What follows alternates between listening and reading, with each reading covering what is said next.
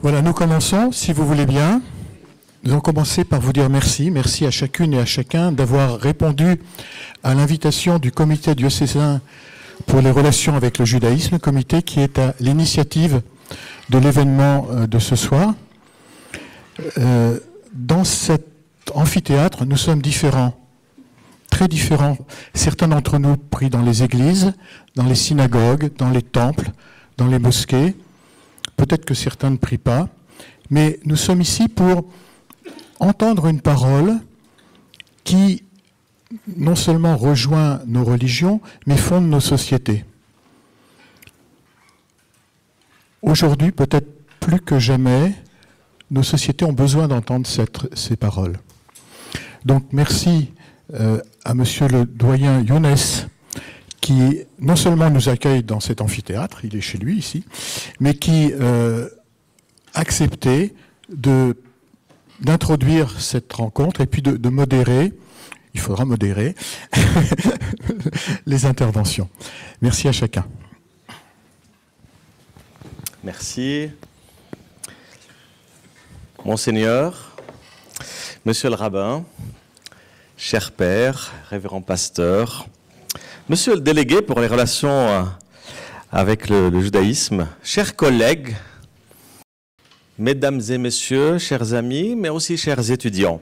C'est à chaque fois une joie et un honneur pour l'Université catholique de Lyon d'accueillir cette rencontre.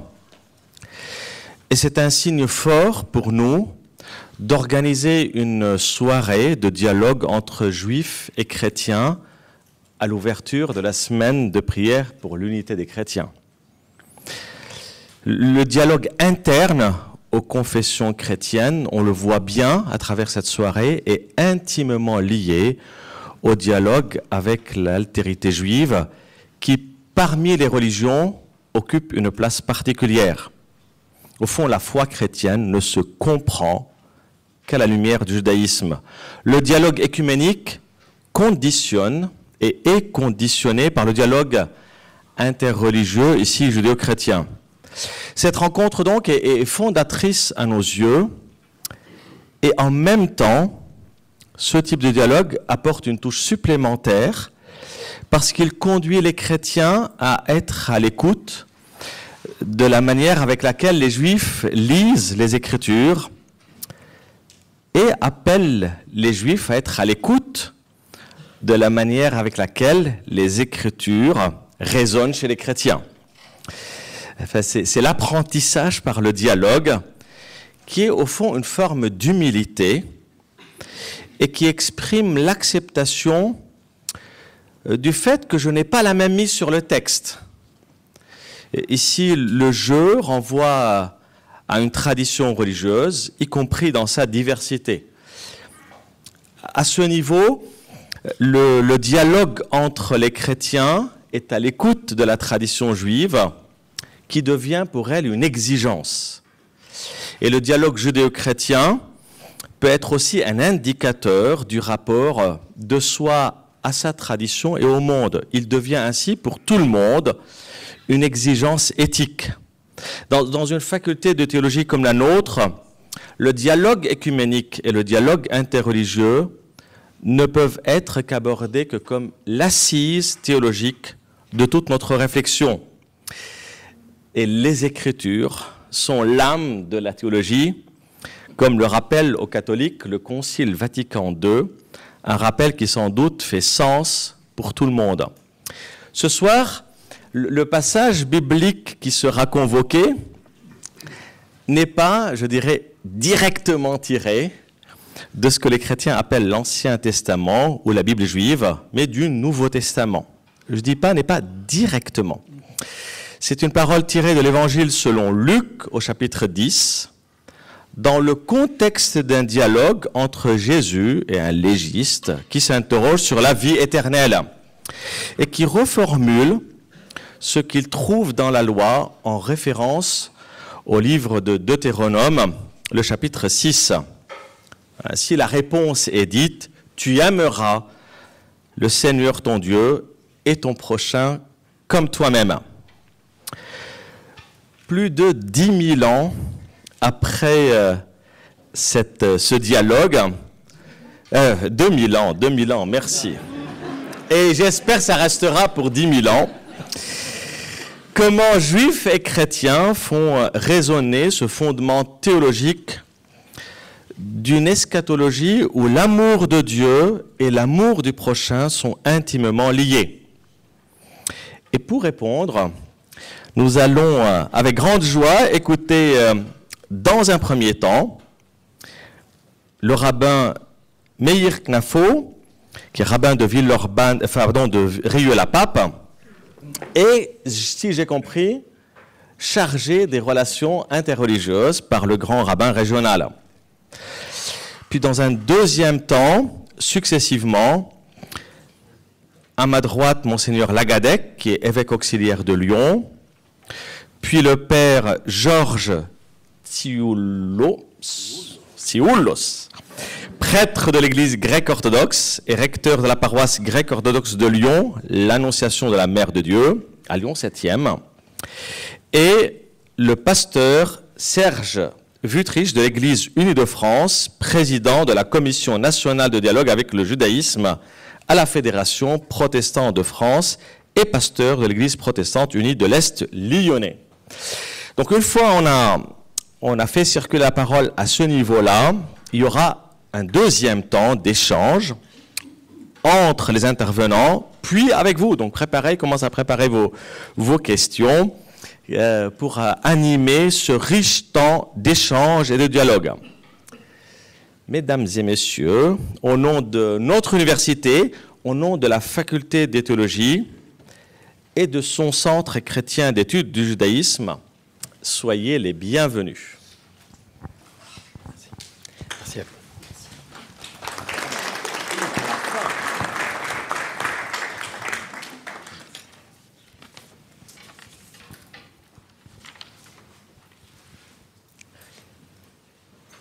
Mesdames, Mesdemoiselles, Messieurs, bonsoir. Cher Monsieur le doyen Younes, Monseigneur Loïc Lagadec, mon cher Père Georges Tsioulos, cher Monsieur le pasteur Wüthrich, je suis très heureux de pouvoir participer ce soir à cette conférence qui, selon la tradition, se veut et œcuménique et également interreligieuse, et qui s'inscrit dans cette démarche initiée par Jean-Paul II, dans cette volonté de rapprochement, de connaissance mutuelle de nos racines, qui sont communes, comme vous le savez. Et c'est donc dans cet esprit que j'interviens ce soir, pour montrer combien nos racines, elles sont communes, combien nos racines, elles sont d'une certaine manière fédératrices, et également vous apporter l'exégèse rabbinique, l'exégèse juive de cet enseignement de Saint Luc, chapitre 10, verset 27. Lorsque le sujet m'a été soumis, tel un candidat à un examen, j'ai souri naturellement parce que je me suis dit, s'agit-il de la Bible ou de l'Évangile selon Saint Luc? Et naturellement qu'un rabbin ne peut que se réjouir à la lecture de l'enseignement de Saint Luc. Mais il me tient à cœur de rappeler, même si nous n'avons que très peu d'éléments sur la vie et la biographie de Saint Luc, rappeler que Saint Luc était un disciple de Saint Paul. C'est important de le rappeler. Également pour nous, membres de la communauté juive, nous savons combien Saint Paul était attaché à ses racines, maîtrisait naturellement la Bible, évidemment le Talmud, la loi orale, et naturellement qu'il était le disciple du Maître, de Jésus, comme vous le savez également. Il me tient à cœur également de rappeler que Saint Luc est l'auteur naturellement de son évangile, mais également des actes des apôtres, comme vous le savez. Et rappeler tout cela, c'est rappeler qu'il s'inscrit à la fois dans une dynamique et également dans une perspective qui est l'exact prolongement du judaïsme. Alors je dis prolongement, car naturellement que les évangiles vont apporter une manière différente de servir le divin. Dans le judaïsme, l'enseignement de saint Luc, naturellement qu'il fait écho en nous, car tu aimeras le Seigneur ton Dieu et ton prochain comme toi-même. Ce sont deux versets différents dans la Bible.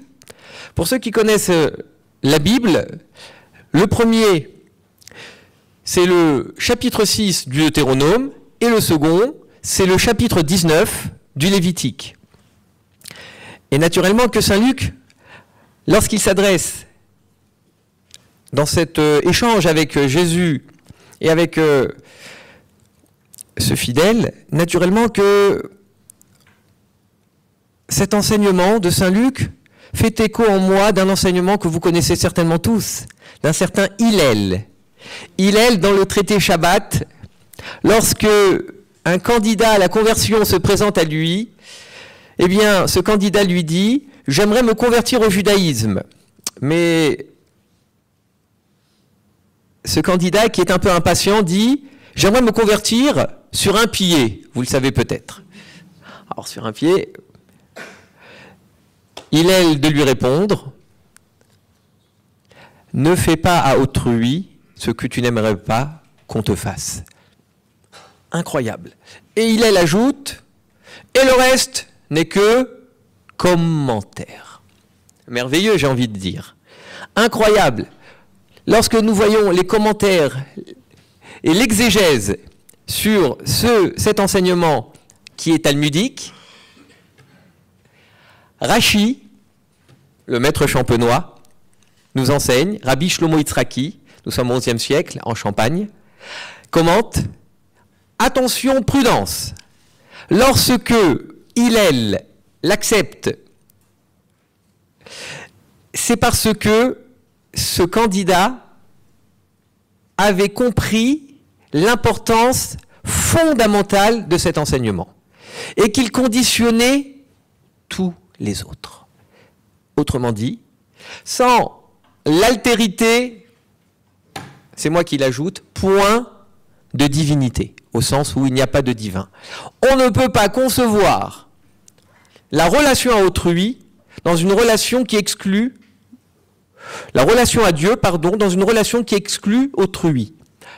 C'est-à-dire que si je ne considère pas notre doyen comme mon alter ego, alors ça signifie que ma relation à Dieu, elle est altérée, ou elle n'est pas, entre guillemets, elle n'est pas fondée. Fondée au sens où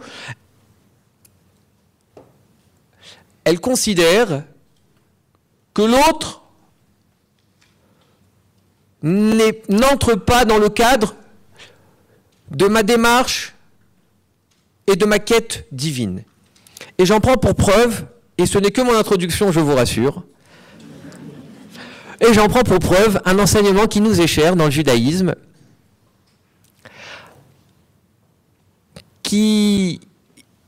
cet enseignement, il est mentionné dans les lois relatives au repentir.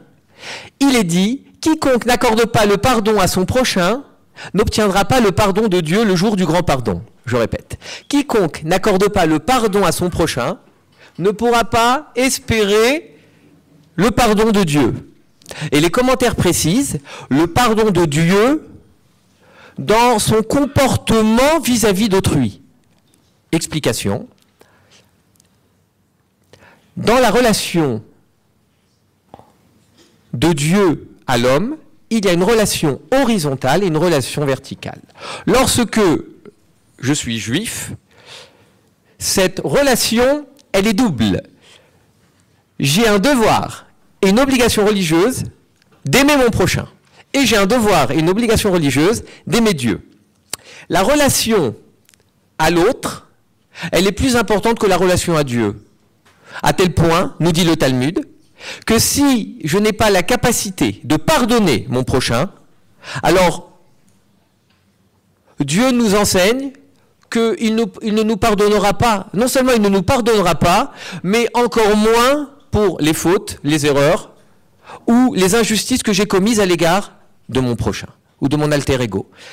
Donc, nous découvrons quelque chose d'incroyable dans le judaïsme. Le judaïsme nous enseigne que la relation à autrui, elle est même plus importante que la relation à Dieu.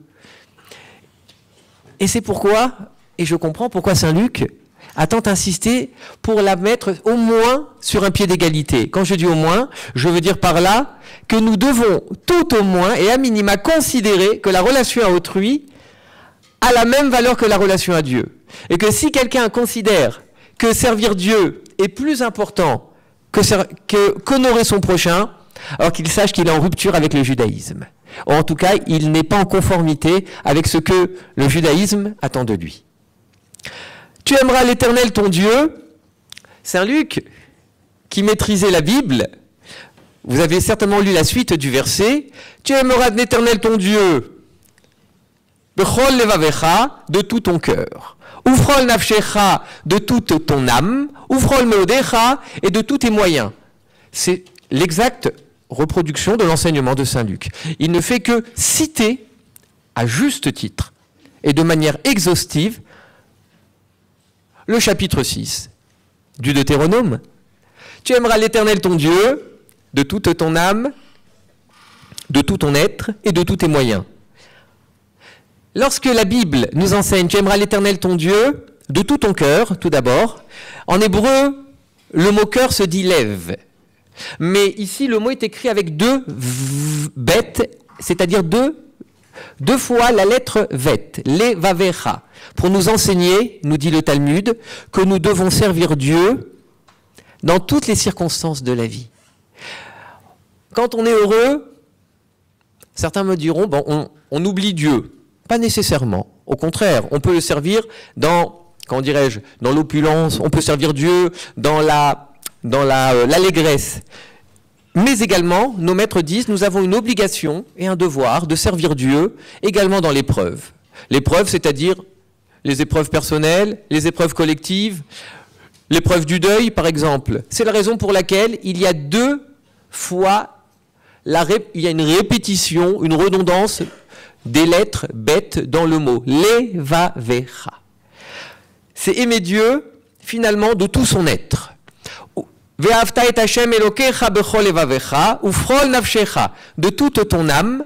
Le Talmud nous dit, dans le traité Sanhédrin, dans le traité Avodah Zarah, aimer Dieu de toute notre âme, c'est même dans l'épreuve de la mort. L'épreuve de la mort, c'est-à-dire dans l'épreuve où un bourreau veut nous tuer.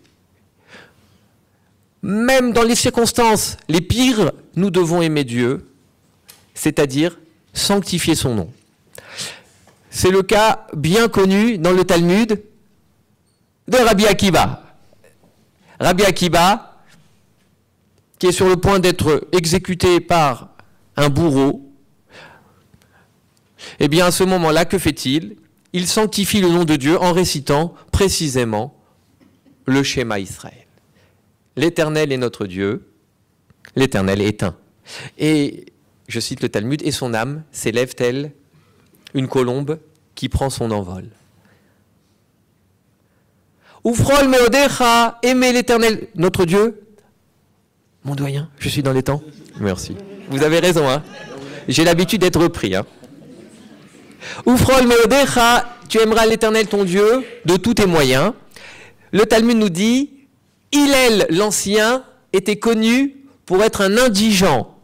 À l'époque, nous dit le Talmud, il fallait s'acquitter, dirons-nous aujourd'hui, d'1 € pour pouvoir entrer dans la maison d'études, pour pouvoir étudier. Hillel l'Ancien n'avait pas cet euro. À tel point, nous dit le Talmud, qu'une fois, c'était l'hiver, il ne pouvait pas entrer, accéder à la maison d'études, il écoutait l'enseignement des maîtres assis de manière collégiale, et à un moment, on entend un bruit. Sur le toit, nous dit le Talmud. C'était Hillel qui s'était assoupi. On l'a pris, on l'a habillé, on lui a dit désormais, tu seras, tu seras libéré de cette charge, de cet euro. Pourquoi je rappelle cette anecdote qui, bien sûr, est humoristique, mais qui également présente un enseignement. C'est pour nous rappeler que Hillel, en dépit de sa condition, dirions-nous aujourd'hui précaire, marginale, eh bien, il n'a jamais manqué à ses devoirs religieux.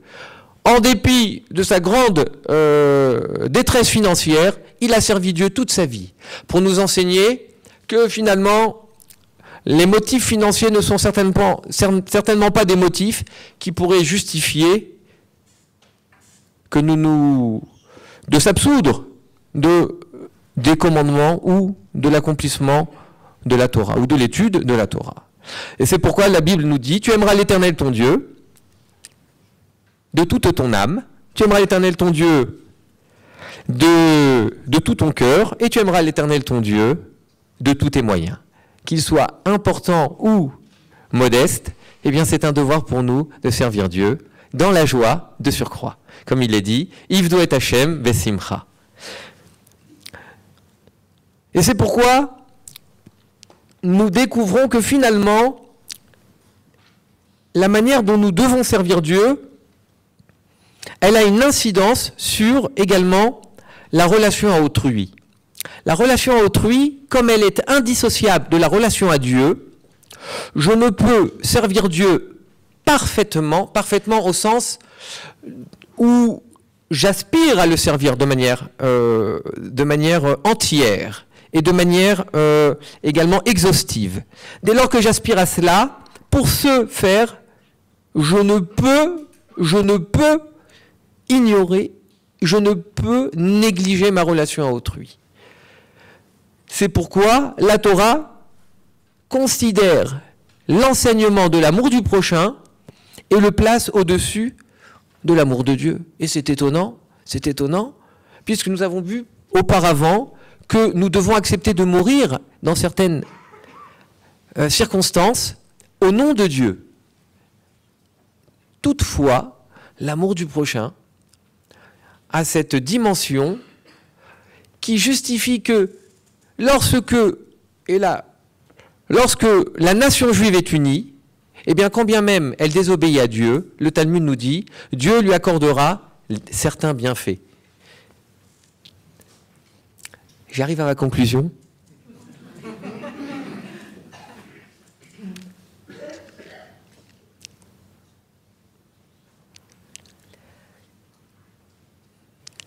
L'amour du prochain trouve également son prolongement dans un amour qui se veut naturellement global. Quand je dis global, c'est-à-dire un amour qui considère de développer un regard qui est positif. Un regard positif sur le monde, un regard positif sur les choses, un regard positif, sans être dans le déni de quoi que ce soit. Mais le Talmud nous enseigne que dès lors que le regard que nous portons est positif, que le regard que nous portons est bienveillant, que le regard que nous portons est animé de bonnes intentions, de bonne volonté, alors à ce moment-là, nous pouvons avancer de manière collégiale. Et c'est peut-être l'enseignement qui me tient à cœur de nous rappeler ce soir. Rappelez que dès lors que nous portons un regard qui est bon au sens moral, un regard qui est élogieux, un regard qui est encourageant, un regard qui est sincère également, à partir de là, nous pouvons construire. Et dès lors que nous pouvons construire, eh bien, cette construction, nous dit le Talmud, elle ne peut être que solide. Pourquoi ? Parce que ses racines sont solides. Et dès lors que les racines sont solides, tout ce que l'on pourra bâtir sera et solide, mais également sera pérenne. C'est ce que je nous souhaite. Je vous remercie.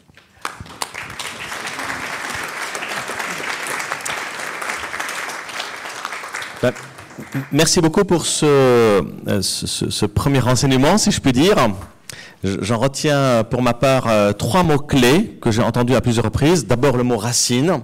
Vous l'avez rappelé, d'abord nos racines communes, mais aussi les racines de cet enseignement qu'on retrouve chez Luc. Le mot service.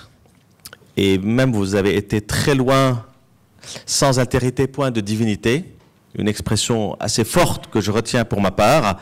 Et puis, à la fin, la bonté, et la bonté qui devient l'expression de ce service, de cette racine-là, qui dit l'amour de Dieu et du prochain. Comment ce verset, comment cette expression, comment ce texte de Luc résonne chez le premier intervenant chrétien, Monseigneur Lagadec? Eh bien, le verset qui nous rassemble ce soir, il vient en réponse à une question. Dans l'évangile de Luc, la question c'est que faire pour avoir en héritage la vie éternelle, et dans les parallèles, en Marc et Matthieu, c'est quel est le plus grand des commandements. Je les évoque parce qu'on les a quand même, nous, les lecteurs chrétiens, dans la tête, avec une différence. Chez Luc, c'est le légiste qui va donner les réponses, alors que chez Matthieu et Marc, c'est Jésus lui-même qui fait ce lien. Et donc, on a à chaque fois une question fondamentale. Qu'est-ce qui compte le plus? Et la vie éternelle. Et le verset vient en réponse à ça. Donc, une question fondamentale et une réponse double, à deux dimensions. Et la première chose qui me vient, c'est justement cette double dimension qui répond à une question fondamentale. Et ça me fait penser au psaume 61. Dieu a dit une chose, deux choses que j'ai entendues. Et mon hypothèse d'interprétation de ce verset, c'est qu'on entend deux choses, l'amour du prochain, l'amour de Dieu, mais que Dieu dit une chose. Et là, c'est le génie de l'évangéliste, de Jésus, c'est de les rapprocher. Alors qu'ils sont dans des sections de l'Ancien Testament très différentes, qui ne sont pas sur le même niveau d'interprétation d'habitude. Et ils sont mis ensemble. Et là, Jésus, l'Évangile, veut nous dire quelque chose qui, j'ose croire qu'il s'agit quasi d'une révélation d'une vérité profonde de l'Évangile.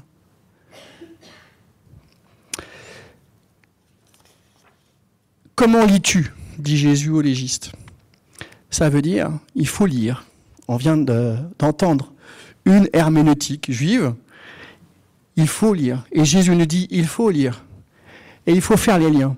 Que lis-tu? Et Jésus et Luc semblent être décidés à choisir, dans tous les versets possibles, ces deux-là, en les mettant ensemble. Et on est peut-être habitué, un peu trop, à la facilité de dire c'est normal. Mais non, c'est pas si simple que ça. Il faut entendre la folie de dire c'est quasi pareil d'aimer Dieu et d'aimer l'autre. Parce que en fait, ça ne coule pas du tout sous le sens que c'est pareil, puisque Dieu est tellement autre et le tout autre, et qu'on ne l'aime pas d'ailleurs de la même manière qu'on aime son prochain. Enfin, c'est une des questions. Donc, n'allons pas trop vite à l'habitude et entendons que la juxtaposition, elle est aussi faite pour être surpris et entendre l'inouï de ce rapprochement. Parce que peut-être qu'il est aussi blasphématoire de dire c'est pareil. Ça peut choquer une partie de notre propre conception de la religion et de la foi et de l'hommage rendu à Dieu en premier et de la grandeur de Dieu. Et ça me fait penser à deux autres versets sur la grandeur et l'amour humain qui est humble pour la plupart d'entre nous. Saint Paul, dans la lettre aux Philippiens, il ne retint pas le rang qu'il égalait à Dieu, mais il est devenu semblable à un homme. On entend là aussi cette grandeur divine et Dieu dans la vie humaine. Vous connaissez. Notre référence, Matthieu, chapitre 25. Si vous l'avez fait aux plus petits qui sont les miens, c'est à moi que vous l'avez fait. Et là aussi, on voit une autre façon de lier amour de Dieu, amour des autres. Il me semble que se joue là un des enjeux profonds du christianisme, à la fois en révélation du visage de Dieu et à la fois dans la praxis. Parce que ces choses-là sont éminemment concrètes pour nos vies quotidiennes. Je ne sais plus à quelle heure j'ai commencé. Et parce que j'ai sorti ma montre, mais je ne sais plus à quelle heure. Je continue. 40, ok.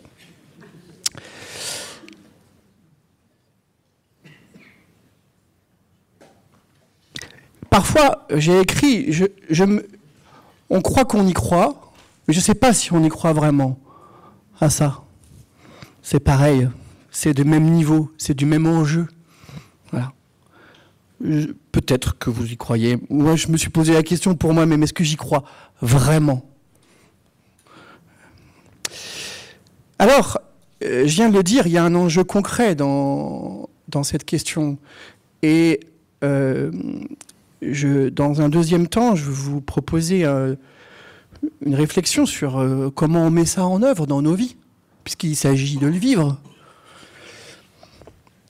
Et je me dis que ce double commandement, c'est, n'est-ce pas, cette double injonction simultanée qui va nous permettre de dire que la vie selon l'évangile de Jésus-Christ n'est qu'une histoire d'amour.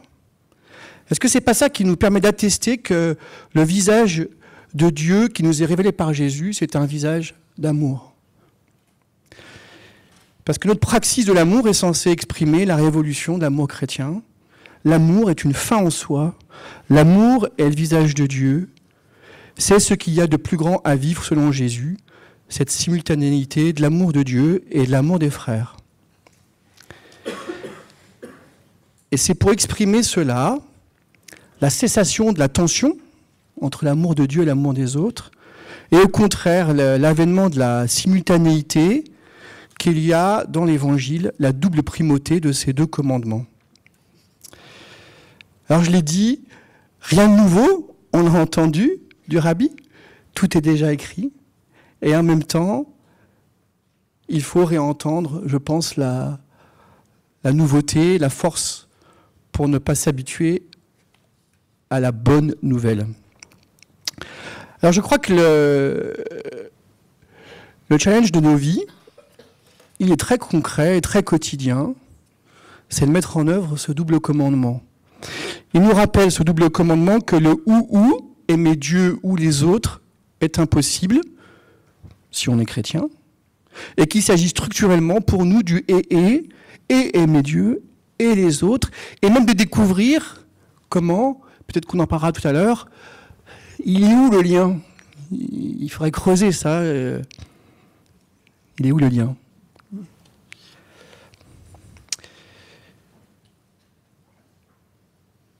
Je rajouterai 3 petits points pour vivre dans nos vies ce double amour.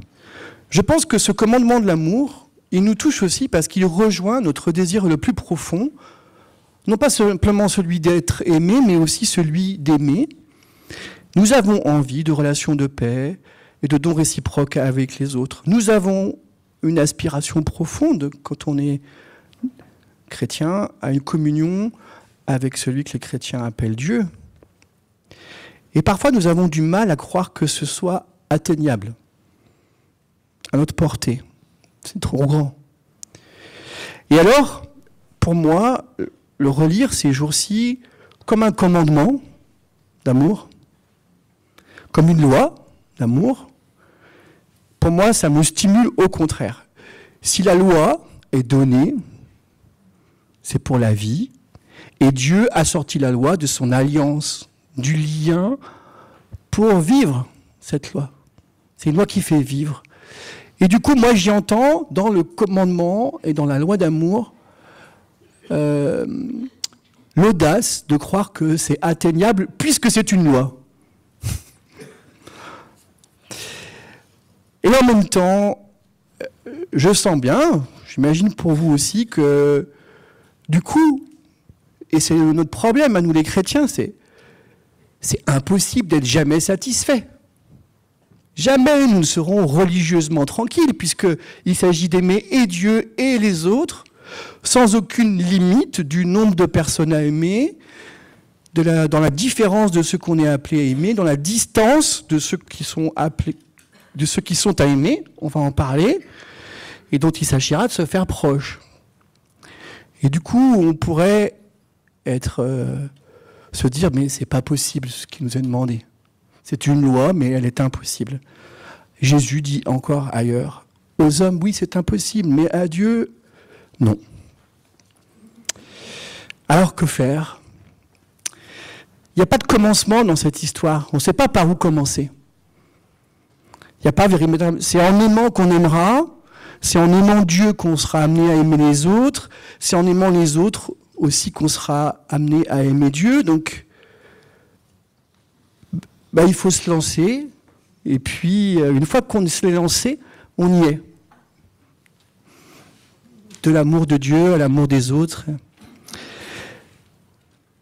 Et en même temps, n'est-ce pas en recevant l'amour qu'on apprend à aimer? En n'oubliant pas, justement, que dans la première épître de Jean, il nous est dit qu'il nous a aimés le premier. Donc il y a quand même peut-être un antécédent, un démarrage. Alors oui, c'est structurellement peut-être crucifiant de nous éprouver tiraillés entre l'amour de Dieu et l'amour des autres, nous éprouver si faibles dans notre capacité à aimer, et en même temps si bouleversés de se découvrir aimer.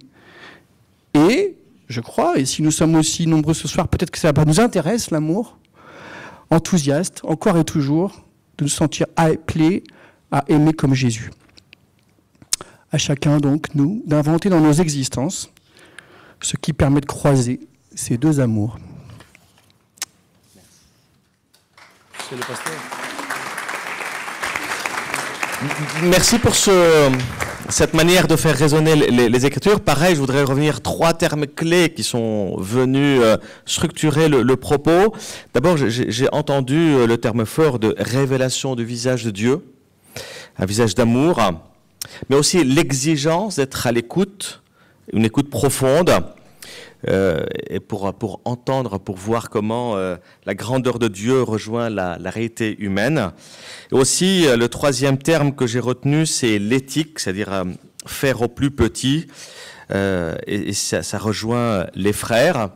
Merci pour ce premier éclairage, enfin, dans la série. On poursuit Oui, c'est... non, c'est... Je m'en profite alors... Oui, très bien, il marche. Ça va. Je m'en profite alors pour remercier tout d'abord notre cher Abban, qui a fait une introduction assez profonde, que je suis assez touché, vraiment. Je pense qu'on est plus proche qu'on pensait avant cette réunion. On est assez proche. Vous êtes d'accord? Et de plus, je vais profiter de la parole de mon Seigneur, le Gadek, parce que mon intervention suit le même chemin. Donc je vais éviter la première partie parce qu'on on est tout à fait d'accord. La question qui est mon prochain? Et je vais répéter la phrase qu'on examine ce soir. Pour les prochains, qui est mon prochain? Chaque réponse a une question. Nous posons une question pour que nous ayons une réponse de la part du Christ à l'époque. Et il profite pour donner des paraboles. Les personnes que nous rencontrons tous les jours, avec qui nous prenons un verre ensemble, avec qui nous utilisons les mêmes moyens de transport, finalement, ils nous sont totalement inconnus. Elles nous sont inconnues parce que nous n'avons pas appris à voir les gens comme les bons samaritains, voyez le malheureux juif. Nous jugeons les gens selon la race à laquelle ils appartiennent, selon qu'ils sont nos amis ou nos ennemis, selon que nous devons ou non sacrifier quelque chose pour eux. Le chrétien qui n'aime que ses amis n'est pas un chrétien. Le chrétien qui n'aime que ceux qui ne lui demandent rien n'est pas chrétien. chrétien est celui qui aime tout le monde et se sacrifie pour tout le monde. Et je reviens maintenant à la question. Le Christ dit, selon la loi, qu'est-ce que la loi dit? La loi existe pour nous faciliter la vie. Le droit des personnes a une base logique, mais en même temps, elle est très temporaire. Elle évolue dans la logique de la vengeance ou du châtiment. La loi humaine comporte d'innombrables lacunes et elle est donc interprétée selon le jugement de chaque juriste. Les lois humaines changent selon les données et les conditions de chaque époque. Elle est relative, temporaire, partielle. Néanmoins, elle est nécessaire car sans la loi humaine, les sociétés se transformeraient en jungle où les hommes vivraient comme des bêtes impitoyables. Il y a bien sûr aussi la loi de la conscience. C'est la loi interne et non écrite de la personnalité de chacun. La conscience est quelque chose que possèdent tous les humains, quelle que soit leur religion, leur idéologie et leur classe sociale. La conscience est la voix secrète de Dieu dans l'âme de l'homme, qui les récompense lorsqu'il fait le bien et les critique lorsqu'il fait le mal. Nous aimons toutes les récompenses de la conscience. Cependant, personne n'est heureux lorsque sa conscience le contrôle. Par conséquent, nous développons des mécanismes par lesquels nous émoussons notre conscience, nous l'anesthésions, l'aveuglons et le rendons incapable de distinguer le bien du mal. Les consciences droguées des gens sont responsables de la cruauté tragique qui prévaut non seulement à l'époque du Samaritain, mais qui a existé et perdure dans l'histoire de l'humanité. Outre la loi humaine et la loi de la conscience, il y a aussi la loi de Dieu. La loi de Dieu est le reflet de la volonté divine. La loi et la volonté de Dieu sont les spécificités avec lesquelles Dieu a voulu créer le monde et la manière dont Dieu veut que le monde vive, afin que ces spécificités ne soient pas violées. La loi de Dieu concerne l'essence de ces créatures et non leur comportement. La loi de Dieu exprime la volonté de Dieu et se réfère à l'ontologie, c'est-à-dire à la nature de l'existence de chaque créature. Quiconque viole la loi humaine devient un hors la loi. Si quelqu'un viole la loi de la conscience, il devient immoral. Si quelqu'un viole la loi de Dieu, il tombe malade. Lorsque l'homme désobéit à la volonté divine, alors il s'épuise, tombe malade et meurt. Bien évidemment, je fais référence à la mort spirituelle, à la mort des valeurs et de la conscience, pas une vraie mort. Cette décadence et cette mort ne sont pas des punitions de Dieu. C'est le résultat qui survient lorsque l'homme ne respecte pas les caractéristiques, les spécificités, les limites de sa nature, qui est la volonté de Dieu. Et voilà, cette loi divine se trouve toujours, dans les textes de la Sainte Bible et dans la tradition de l'Église, c'est-à-dire dans la vie de l'Église, l'expérience de l'Église, ce que nous vivons en participant au sacrement de l'Église. Le Christ raconte les paraboles du bon samaritain pour montrer que la volonté de Dieu est que nous aimions. Il nous a créés pour aimer. L'amour est la caractéristique principale de notre création. Le manque d'amour amène la décadence. Nous voyons dans la parabole du voleur, l'amour sélectif perpétue la décadence et peut entraîner la mort.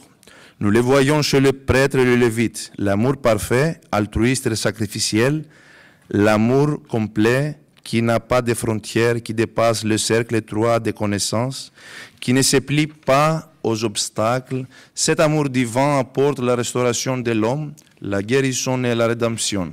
Nous le voyons en la personne du bon samaritain. Et quelles sont maintenant les expressions de l'amour selon cette parabole? La première expression de l'amour en Christ est son application pratique. Le Samaritain ne s'est pas limité à des paroles de compassion et de réconfort. Il a pris des initiatives concrètes, a pris sur lui la douleur de son frère et a tout fait pour améliorer sa situation. C'est un message pour les gens de notre temps qui se limitent aux paroles, mais qui ne sont pas disposés à risquer leur intérêt personnel et leur chance pour se tenir aux côtés du frère qui souffre. Deuxième, c'est l'amour en Christ et l'altruisme. Le Samaritain n'avait rien à gagner de l'intérêt qu'il témoignait à son prochain blessé. Au lieu de cela, il a abandonné ses tâches, il a mis de côté ses propres obligations et a fait sien les besoins de son frère. Il ne s'agissait ni d'être félicité, ni d'être reconnu par les gens. Il n'a rien demandé en retour pour exprimer son humanité. La troisième expression de l'amour en Christ est l'absence de discrimination. Les Samaritains pourraient bien être indifférents puisque la personne blessée était juive, c'est-à-dire d'une autre confession religieuse. La controverse qui régnait à cette époque entre Juifs et Samaritains est bien connue. Cela avait étant des niveaux de cruauté et de haine. Cependant, il n'a pas fait en lui-même la distinction que d'autres pourraient faire dans sa position. Il n'a pas régné ses semblables parce qu'il était séparé par des différences religieuses. Hélas, si cela devient la cause de la perte des sentiments de compassion et de charité, dans l'esprit de l'Église, chaque personne, quelle que soit son origine religieuse, raciale ou culturelle, est une image de Dieu. Et nous devons entourer tout le monde d'amour indiscriminé en termes de qualité, car telle est la volonté de Dieu. Enfin, la quatrième expression de l'amour en Christ est l'élément du sacrifice. Le Samaritain est sorti de cette affaire financièrement endommagée. Il a mis tout son argent à la disposition de son prochain blessé. Il ne pensait pas à ses besoins personnels ou familiaux. Il a tout sacrifié pour que l'homme puisse se remettre sur pied en bonne santé. Et pourtant, nombreux sont ceux qui, à notre époque, économisent de l'argent et des richesses pour l'erreur, soi-disant difficile de leur vie, tandis qu'à côté d'eux, les gens souffrent parce qu'ils n'ont pas les moyens de subsistance ou les dépenses liées au traitement des maladies. Ils refusent d'offrir la moindre aide, faisant preuve d'une indifférence et d'une insensibilité inhumaine. Est-ce que j'ai du temps, cher doyen? Ah, ça va. Mais quelle est la vie éternelle? Parce que le but de ces paraboles, c'est comment on va achever la vie éternelle. Ce n'est pas comment on va vivre comme les bons Samaritains, comme les bonnes personnes. Comment on va gagner le royaume des cieux. Et je pense que c'est le but de chaque parabole. Comment on va gagner le royaume des cieux. La vie éternelle est l'union permanente et inséparable de l'homme avec Dieu. Dans la mesure où l'homme jouit de son union avec Dieu, dans la même mesure, il jouit également de la vie véritable et éternelle. À partir du moment où l'homme, par le péché, s'éloigne de Dieu, il goûte essentiellement à la douloureuse réalité de la mort. Plus il reste loin de Dieu, plus il sombre dans la mort et le désespoir. Lorsque l'homme décide de briser les frontières et les limites et de faire des sacrifices pour les autres, alors en dehors de son prochain, il se sent également plus proche de Dieu. Plus il ouvre ses bras aux autres, plus Dieu s'unit. Cela s'exprime de manière très vivante dans le sacrement de l'Eucharistie, la Sainte Communion. Tant que l'on reste loin de l'action de grâce divine, on est loin de Dieu. Lorsque nous sommes appelés à nous approcher, à participer avec crainte, foi et amour, au corps et au sang du Christ, alors nous nous approchons aussi les uns les autres. L'amour et la charité deviennent donc des motifs de joie. Plus le croyant donne, plus il se réjouit. Il n'est pas heureux, il se réjouit, car plus il donne, plus il reçoit. Les dons de Dieu le remplissent ainsi que sa famille. Il se réjouit, car il sent qu'il imite le Dieu Tout-Puissant. Il est heureux, car plus il donne, plus il se sent riche et fort. Il se réjouit, car plus il donne, plus il comble. Il se réjouit, car la miséricorde qu'il fait envers les autres lui permet de demander la miséricorde de Dieu pour lui-même. Le chrétien est appelé à imiter l'exemple du bon Samaritain, car ce n'est qu'ainsi qu'il pourra échanger le temporel contre l'éternel et le périssable contre l'impérissable. Où cherchons-nous le Christ et où le trouverons-nous? Nous trouverons le Seigneur lorsque nous obéirons. C'est à la fin de la parabole va agir de la même manière toi aussi. Donc, fais-toi, même que les Samaritains, le bon personne, pas exactement comme lui, hein, pour changer sa foi, tout ça. Lorsque nous apprenons à partager et à donner, lorsque nous apprenons à nous sacrifier et à nous priver pour le bien des autres, nous trouverons le Christ quelque part. Sur le visage de ceux qui ont besoin de nous se trouve le visage du Christ. C'est une parabole vraiment contre la discrimination qui était vraiment assez profonde à l'époque entre les nations de l'époque. On n'a pas beaucoup de nations ou des États modernes comme aujourd'hui. 4-5 nations qui ont combattu. On va sans doute y revenir aussi durant les échanges. Merci beaucoup, Père Georges, pour cet éclairage. On peut aussi l'applaudir. Merci.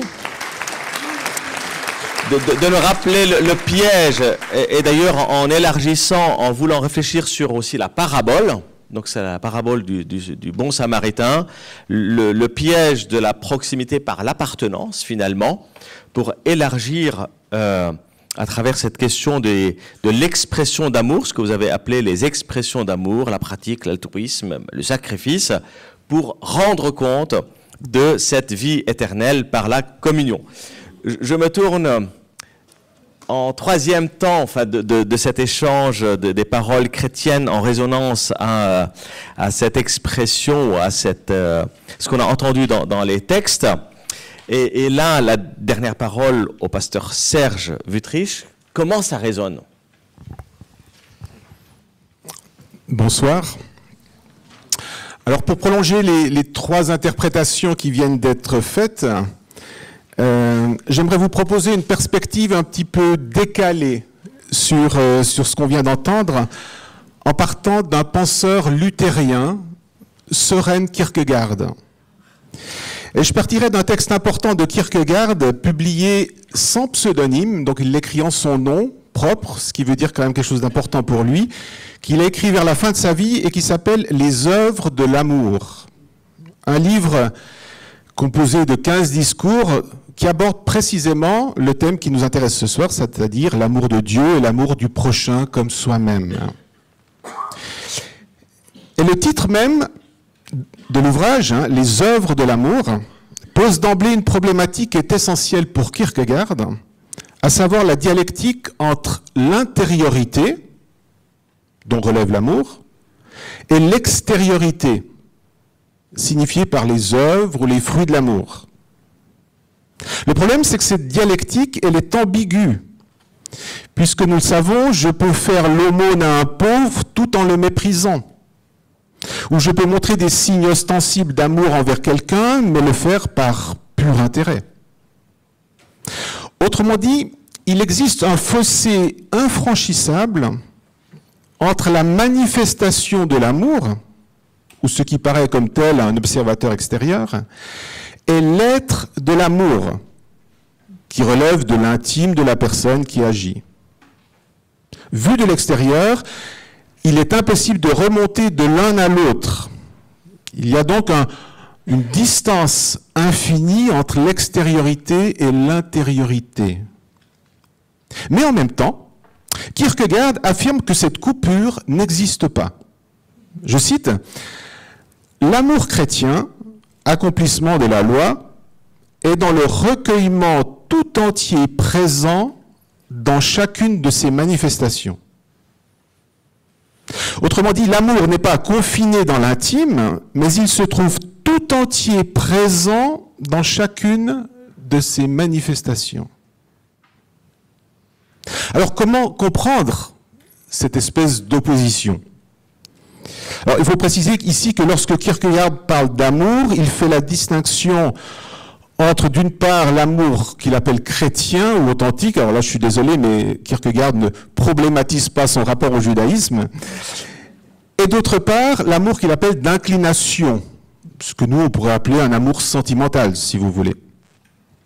Et pour bien comprendre ce qu'il entend par l'amour chrétien, il faut partir d'une caractéristique assez étonnante qu'il donne de cet amour lorsqu'il affirme que, je cite, L'amour, donc l'amour authentique, l'amour ne se voit pas et exige qu'on y croie. L'amour ne se voit pas, c'est donc le caractère intime, intérieur de l'amour, et en même temps, l'amour authentique exige qu'on y croie. Autrement dit, ce qui caractérise l'amour authentique, c'est qu'il s'agit plus qu'un simple sentiment, c'est un acte de foi. Alors vous me direz, mais pourquoi devrais-je y croire puisque je sais que j'aime quelqu'un?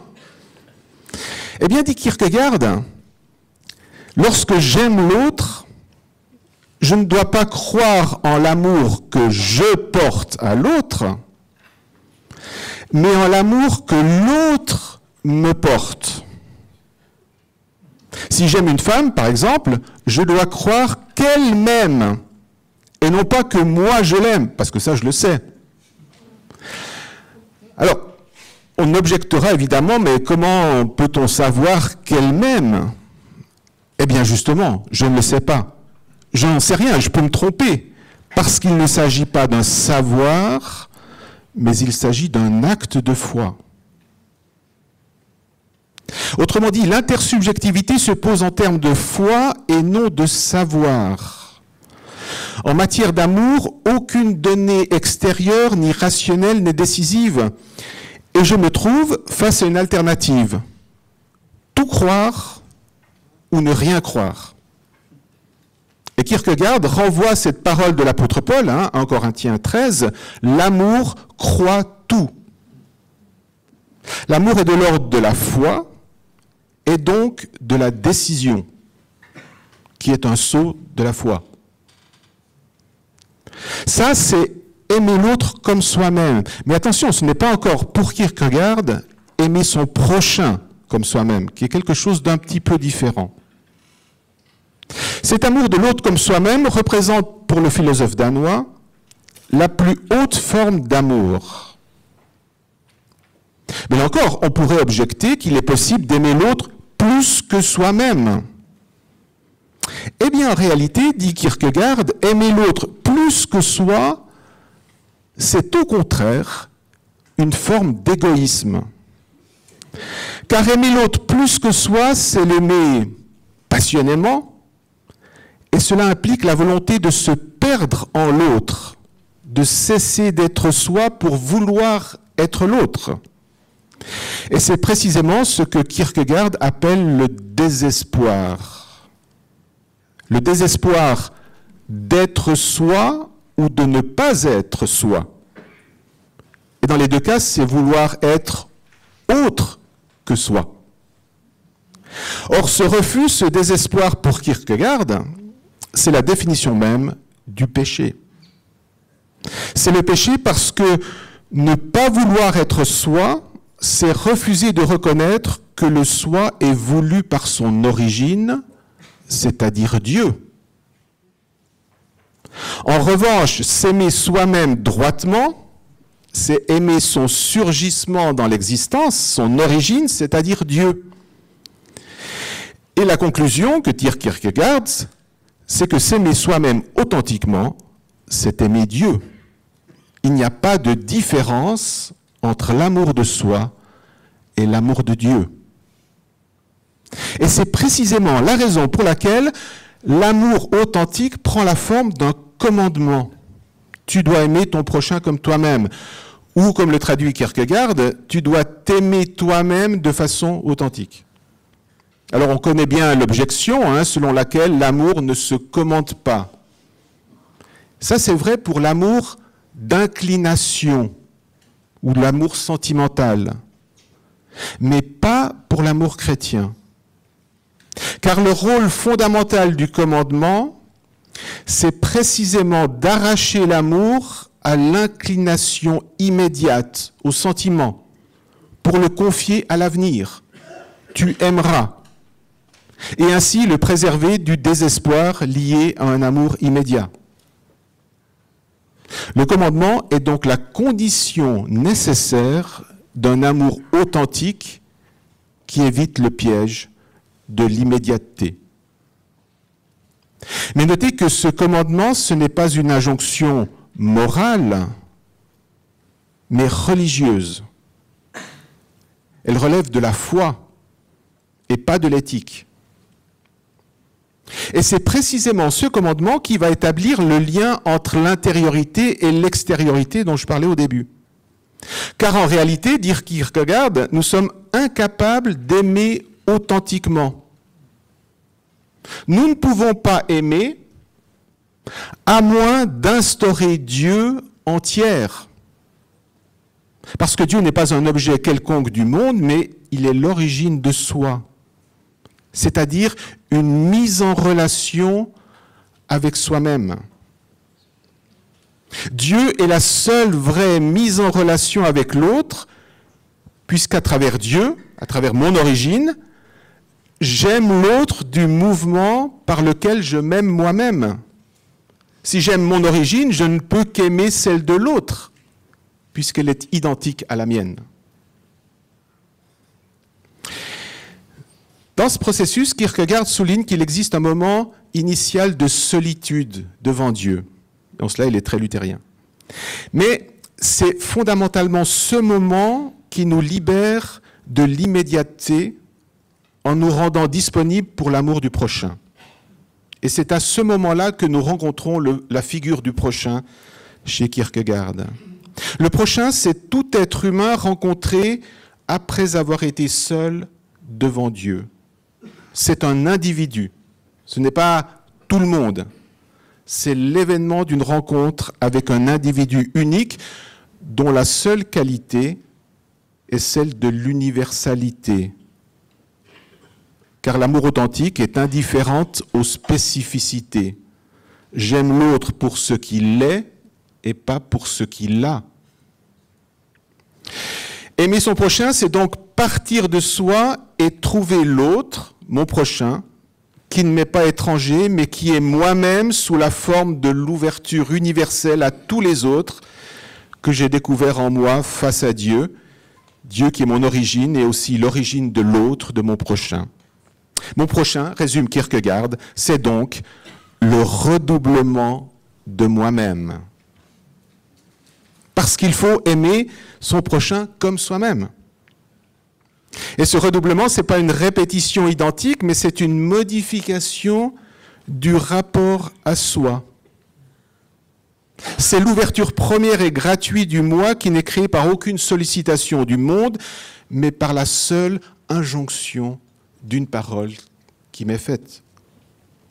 Et au fond, ce n'est rien d'autre que ce que dit Jésus dans la parabole du bon samaritain. Nous lisons généralement cette parabole comme signifiant qu'il faut chercher le prochain parmi les nécessiteux, les blessés de la vie que nous pourrions aider. Or, vous le savez bien, à la fin de la parabole, Jésus dit au légiste de qui a été le prochain de l'homme blessé, et pas qui a été le prochain du prêtre, du lévite ou du samaritain. Et donc, ça renverse complètement la perspective énoncée au début. Pour Kierkegaard, cette parabole offre donc une réponse intérieure à une question extérieure. Réponse intérieure, se rendre proche à une question extérieure, qui est mon prochain? Le moi doit se rendre proche avant même de savoir de qui il a à être proche. Donc le prochain est à la fois le redoublement du moi et aussi cet être qui m'est infiniment distant. Voilà, et pour terminer cette brève présentation, peut-être un peu abstraite, de Kierkegaard, j'aimerais quand même dire qu'au fond, le véritable enjeu de l'amour pour Kierkegaard, c'est de devenir soi. Devenir soi par l'amour.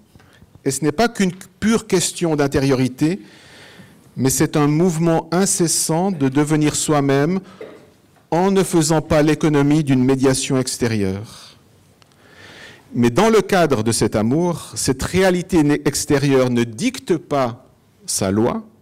Ce qu'il conditionne, c'est uniquement cette parole de Dieu. Je vous remercie. Merci.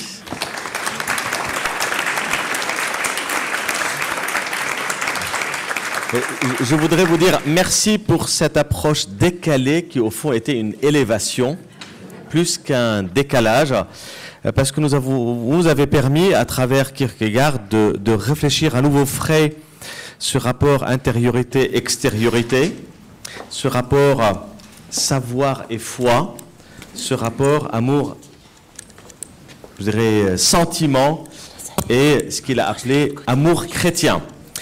Alors, sans trop tarder, je voudrais, dans un premier temps, repasser la parole à mes voisins, avant de vous la confier. Rassurez-vous, ça va venir. Mais pour leur dire, chacun à son tour, là je ne vais pas commencer par désigner quelqu'un, mais ça ne devrait pas tarder, sinon je le ferai. Comment chacun voudrait, qu'est-ce que ça a résonné en lui, comment il a entendu les différents types de paroles. Voilà, qui souhaite dans un premier temps dire, c'est quoi qui l'a marqué dans cette proximité, dès quand même quelques éléments de différenciation. Très bien. Allez-y.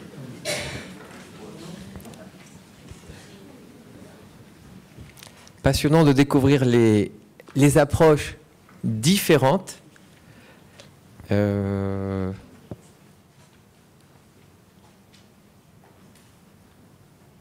Monseigneur, lorsque vous avez insisté sur la mise en perspective des évangiles,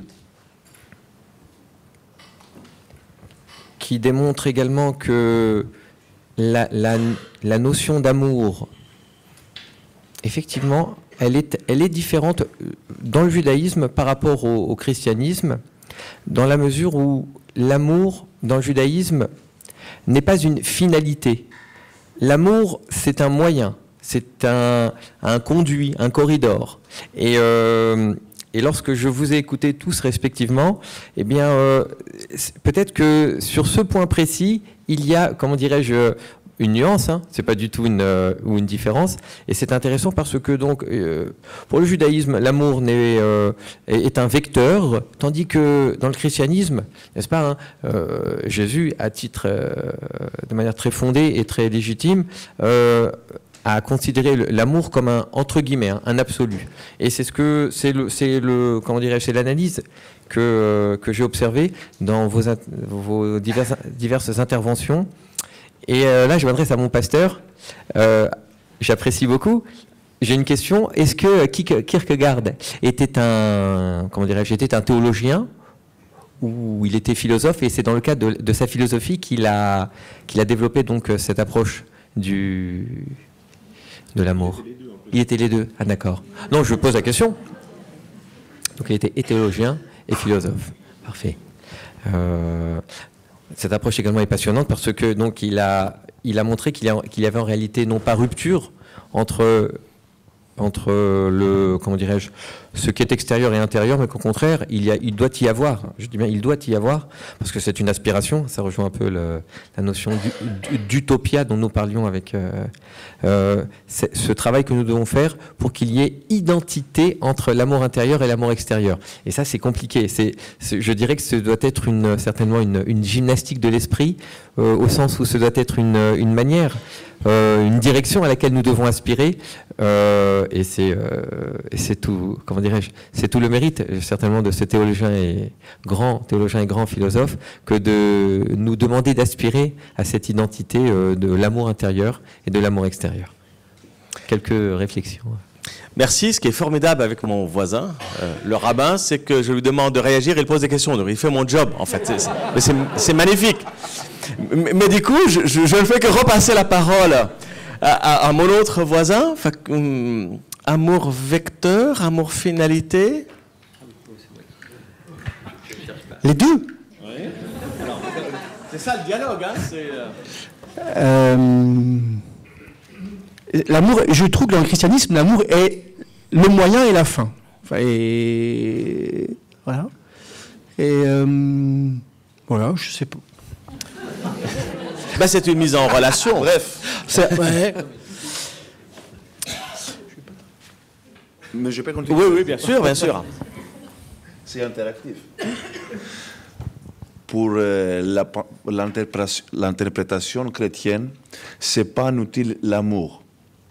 L'amour est le Dieu. Selon Paul, qui est l'amour? Le Christ, il est l'amour. Il dit, il utilise l'amour. Il dit, il a donné l'amour au monde, comme il donne la paix, tout ça. Il est plein d'amour, et cette expression divine arrive au monde entier pour qu'on puisse aimer l'un l'autre. Aimez-vous l'un l'autre comme j'aime mon Père et l'Esprit Saint. Ce sont des pensées, des vues différentes. On a des différences entre notre pensée, soit catholique, soit protestante, soit orthodoxe. Mais il faut le voir en ce moment-là, si on utilise l'amour comme un outil, qui est juste un outil, ou il faut se remplir avec l'amour, parce que la souffle de Dieu à Adam, c'est bien sûr la conscience, mais en même temps l'amour qui va guider l'humanité, l'homme, à achever le Dieu. C'est le plan divin. Nous vivons dehors le plan divin maintenant. On est dehors le paradis. On est dehors de l'amour. Et on veut achever le vrai amour. Merci, j'ai envie de me tourner vers le pasteur, c'est qu'il a parlé d'après Kierkegaard, de l'amour chrétien. Cet amour chrétien, ça serait au fond quoi? Voilà, c'est... Alors, je ne veux pas continuer Kierkegaard, hein, Oui, mais on arrête. Peut-être dire des choses voilà, plus personnelles. En fait, ce qui me frappe, c'est que vous n'avez pas relevé le fait que dans la parabole, comme je l'ai dit à la fin, en fait, il y a ce fameux renversement, parce que Jésus dit, la question c'est qui je dois aimer, mon prochain. Au fond, il ne demande pas qui est le prochain du légis, ce qu'on passait à côté. D'ailleurs, là, il y a une question assez intéressante, parce qu'on se demande pourquoi ils ont passé à côté, et on peut se dire c'est pour des questions rituelles, pour pas des questions d'impureté. C'est pas une question que le lévite et le prêtre soient insensibles à la misère d'autrui, c'est qu'en fait, ils devenaient impurs s'ils touchaient un homme blessé avec du sang. Donc, devant officier au temple, voilà, ils avaient des obligations qui nécessitaient de prendre des précautions. Non, ceci dit, à la fin, en fait, Jésus renverse la question et dit, mais de qui? Alors, hop, là, je vais dire... Lequel de ces trois te semble avoir été le prochain de celui qui était tombé?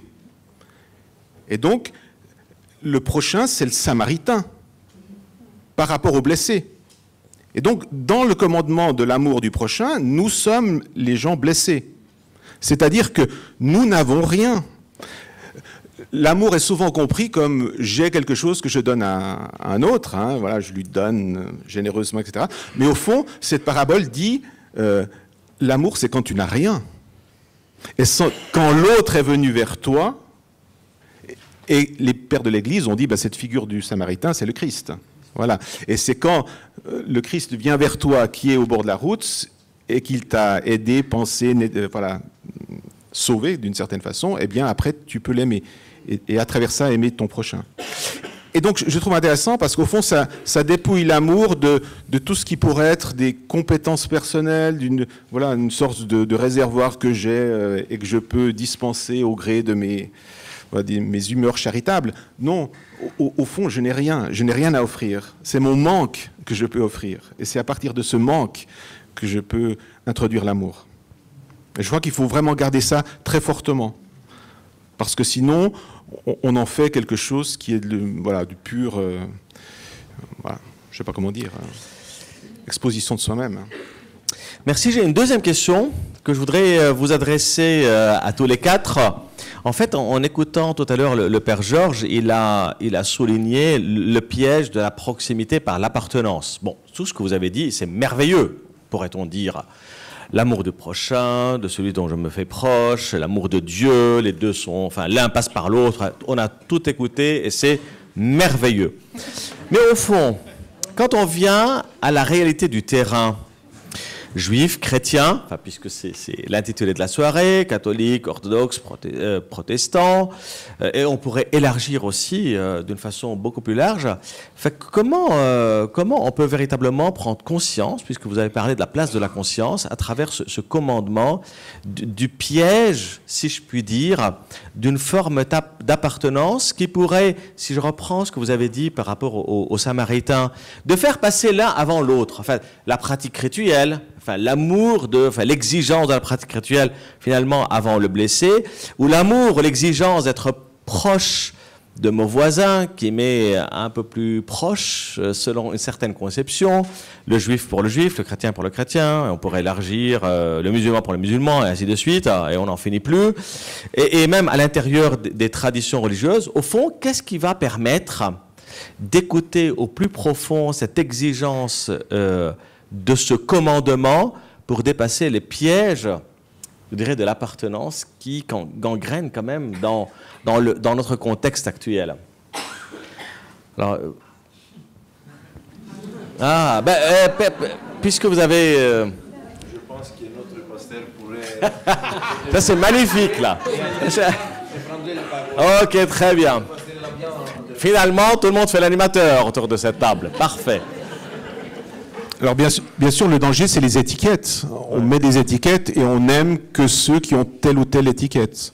Et c'est pour ça que Kierkegaard est quand même intéressant, parce qu'il dit que la seule caractéristique de mon prochain, c'est l'universalité. C'est-à-dire, voilà, c'est celui dont je me fais proche au moment où il est là, dans l'événement d'une rencontre que je n'ai pas choisi. Et au fond, c'est à ce moment-là que, en l'autre, je sais que je peux aimer l'autre parce qu'il a, dit Kierkegaard, le même fondement de son être que moi, c'est-à-dire Dieu. Et donc, où on peut dire, il est fait à l'image de Dieu. On pourrait dire quelque chose un peu similaire. Et donc, c'est au nom de ce seul fait que je peux l'aimer. Mais c'est pas un amour sentimental, de nouveau. Hein, on n'est pas appelé à tomber amoureux de toutes les personnes qui passent devant nous. Voilà. Mais il y a cette ouverture inconditionnelle à l'autre. En fait, c'est ça. C'est une ouverture inconditionnelle qui refuse de mettre des labels, de déterminer les bons prochains des mauvais prochains. Ce que nous faisons constamment. Merci. Vous voyez, j'avais raison. Il a de bonnes réponses. Selon mon intervention, pourquoi nous parlons toujours pour les bons samaritains? Selon notre pasteur, le bon samaritain, il est le Christ lui-même. Voilà. Et il fait l'idéal. Il a passé les frontières de son époque et il a aidé un inconnu, au contraire, qui était peut-être un ennemi pour l'État d'Israël. Mais c'est l'idéal. Nous, les chrétiens, on commence notre vie spirituelle comme un bébé. Il y a une échelle, il y a des étapes, des escaliers qu'il faut montrer. Il faut monter des escaliers dans la vie spirituelle. Et on travaille étape par étape pour arriver au bon samaritain qui est au plus haut. Donc, il y a des étapes. Et le Dieu, au Moïse, il a donné 10 commandements, pas plus. Le Christ, il a rempli le catalogue. Aimez-nous les uns les autres, paix à vous tous, sans nation, rien du tout. Donc, il y a des niveaux spirituels. Donc, ce que pour devenir le bon samaritain. Le fait d'enlever les étiquettes, il faut accepter le cheminement vers. Et si je me tourne vers vous, je rappellerai un enseignement du Talmud qui soulève une question, selon les biblistes, selon les croyants. Pourquoi est-ce que Dieu a créé un couple aux origines? Je ne sais pas si vous connaissez la question, mais la réponse, elle est passionnante. Pourquoi Dieu a créé un couple aux origines? Pourquoi Dieu n'a pas créé 2 couples, 3 couples, 10 couples, ou 70 couples, selon la tradition hébraïque, les 70 nations du monde? Un couple, afin que personne ne puisse dire « Mon père ou ma mère était supérieur à ton père ou à ta mère ». Principe d'égalité. Important de le rappeler. Principe d'égalité, principe j'allais dire de l'éthique et des fondements même de toutes les sociétés civilisées, nous dit le Talmud. un monde ne peut reposer, nous dit le Talmud, que sur une société apaisée. Apaisée, c'est-à-dire où il y a entente, cordialité, concorde, etc. Et il y a des conditions à cela, nous dit le Talmud également. Mais avant tout, considérer l'autre comme son alter ego. À partir de là, eh bien, nous pouvons jouer au foot. Bon, avant d'aller jouer au foot...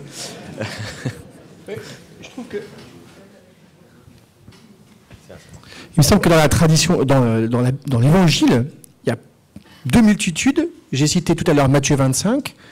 Et ici, l'ensemble, quand on prend les versets avec la parabole, on a un antidote structurel à penser qu'on peut être... on peut se satisfaire d'aimer juste son frère de religion ou celui qui est comme soi-même. Voilà. Et donc l'altérité est structurelle de la dynamique chrétienne. Et enfin, je trouve que quand on lit l'Évangile, normalement, on devrait se sentir structurellement appelé à goûter ça.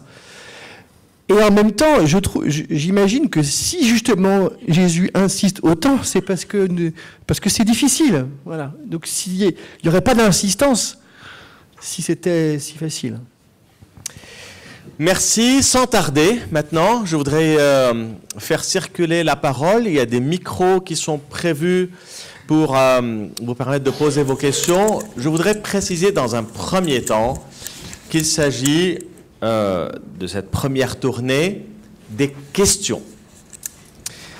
On pourra reprendre dans un deuxième temps les commentaires. Donc si vous avez un commentaire, merci de le noter, de le garder de côté. Dans un premier temps, on ne prendra que les questions, et les questions, je dirais, d'une façon succincte. Ne les habillez pas. On remerciera tous les intervenants à la fin, en votre nom. Alors, qui souhaite poser une question, on pourra prendre 2, 3 à la foulée. Jean, c'est lui qui... Tu te lèves pour faire circuler ou bien pour poser ta question? Pour faire circuler la parole. Merci. Alors, est-ce qu'il y en a qui souhaitent lever la main pour que je puisse vous voir et vous donner l'occasion de poser la question? En commençant aussi, ceux qui sont au fond ont droit, même les étudiants, ils ont droit, enfin je vous vois derrière. Hein. Alors allez-y. Une question à Monsieur le rabbin. On a parlé de vecteur et d'absolu. Et alors, pour vous, quel est l'absolu? Merci, très bonne question. Enfin, alors, une deuxième question en même temps. Allez-y, monsieur derrière. La question a été posée, comment avoir la vie éternelle? Selon les intervenants, la vie éternelle commence quand et s'arrête quand? Très bien. Encore une deuxième bonne question. Alors, la troisième, et puis Jean, c'est derrière toi, s'il te plaît. Il y avait une question qui se posait, c'était qu'est-ce que l'amour? Est-ce que c'est la finalité, l'absolu, ou est-ce que c'est le chemin? J'aurais voulu qu'on creuse encore un petit peu plus sur ce sujet. Voilà. Le moyen, j'ai entendu moyen, chemin. Moi, chemin, c'est le mot que j'emploie. Et puis aussi la finalité, l'absolu. Alors, donc du coup, je pense que dans un premier temps, on va en rester là, en attendant de préparer d'autres types de questions. Et comme elle vous a été adressée directement, pour vous, monsieur le rabbin, c'est quoi l'absolu? Si l'amour est un vecteur par rapport à l'absolu. Très bien. Dans le judaïsme, la notion d'absolu, elle existe. Mais elle existe uniquement pour définir Dieu. Dieu est un absolu. Dieu, dans le judaïsme, est omnipotent. Dieu est omniscient, etc. Donc, la notion d'absolu, elle est spécifique au divin. Au divin, c'est-à-dire à la manière dont nous pourrions, avec beaucoup d'humilité, définir Dieu.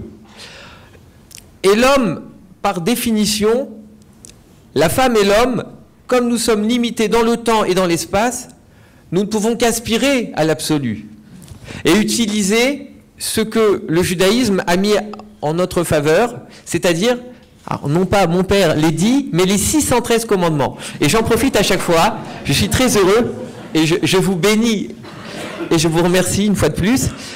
Je le dis à mes fidèles, ils sont là, ils me reconnaissent, et je le dis également à mes élèves, il y en a également. Ce ne sont pas 10, mais 10 catégories de commandements, et ça change tout. Car les commandements, il y en a 613, et vous le savez, pour ceux qui connaissent la Bible, je vous conseille la Bible, vous avez de nombreuses Bibles, 613 commandements, mais lorsqu'on parle des 10 commandements de Moïse, ce sont 10 catégories de commandements. Et donc les catégories de commandements nous permettent de ranger les commandements par famille de commandements, et donc il y en a 613. Donc le rabbin ne s'ennuie pas. Et donc l'absolu c'est Dieu.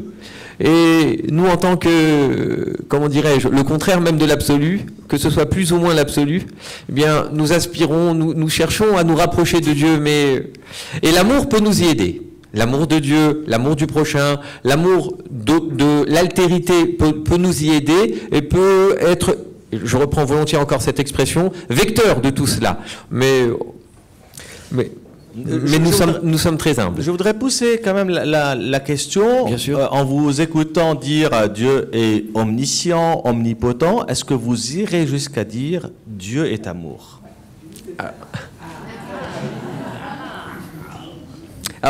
Je vais vous taquiner. Oui, on est là pour ça.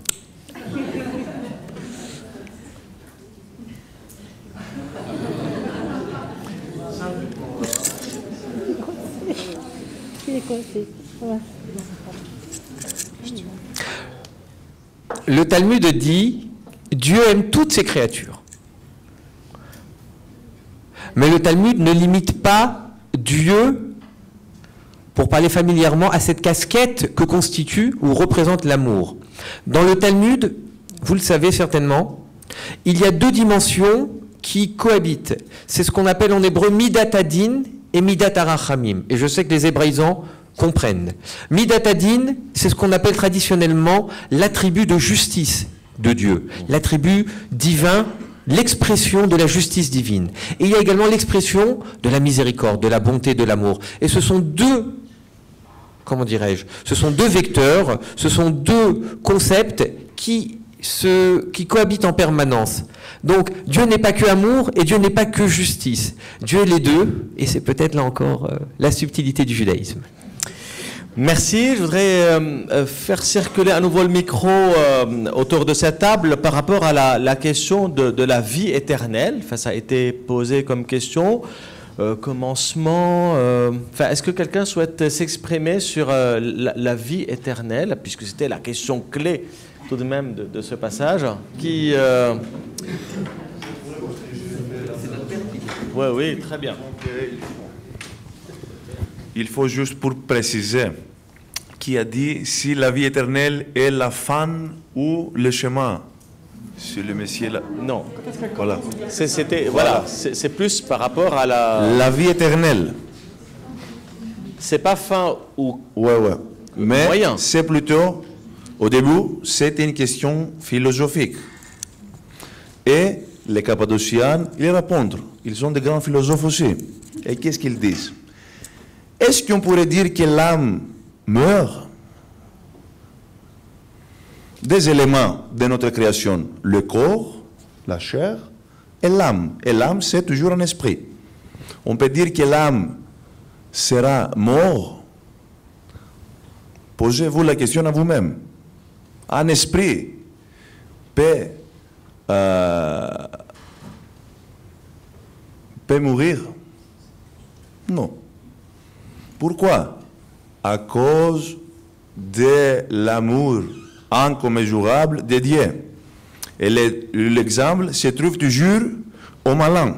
Il a été ange, il est tombé à cause de son égoïsme, mon pasteur, à cause de son égoïsme. Je vous soutiens maintenant. Il est tombé, mais à cause de l'amour divin, le Dieu n'a jamais supprimé son existence. Il reste loin de Dieu, mais il existe. Il existe. C'est-à-dire que la vie éternelle est pour tous, et c'est le résultat de l'amour divin. Et le Dieu aime même les ennemis, selon la parabole du bon samaritain. Donc, personne ne se perd pas. C'est notre choix si on restera loin de Dieu ou proche de Dieu. Amour et on reste loin. Voilà. Mais, voilà.